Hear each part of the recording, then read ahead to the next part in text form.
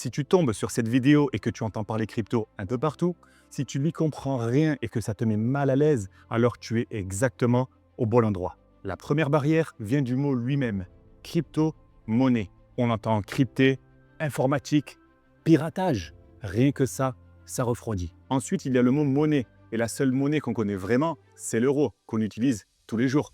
Alors forcément, l'idée qu'une nouvelle monnaie soit apparue récemment, sans qu'on nous l'ait expliqué clairement, ça crée du rejet. Et enfin, la façon dont on en parle dans les médias, affaires troubles, zones grises, faits divers, tout ça crée un mélange toxique qui bloque même avant de comprendre. Si tu te dis que tu n'y comprends rien, ce n'est pas un manque d'intelligence, ni parce que tu n'es pas à l'aise avec la finance ou la technologie.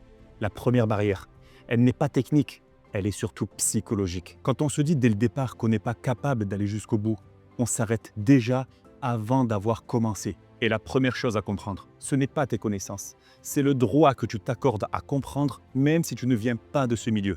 La pression autour de la crypto ne vient pas du sujet en lui-même, elle vient surtout de la spéculation qu'il y a autour.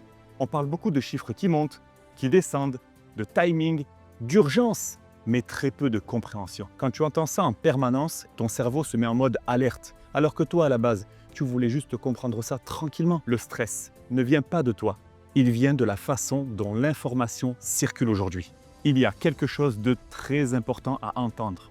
Tu n'as aucune obligation de faire quoi que ce soit maintenant. Ne rien faire, ce n'est pas une erreur. Observer, écouter, prendre du recul, ce n'est pas perdre du temps. C'est souvent la décision la plus saine.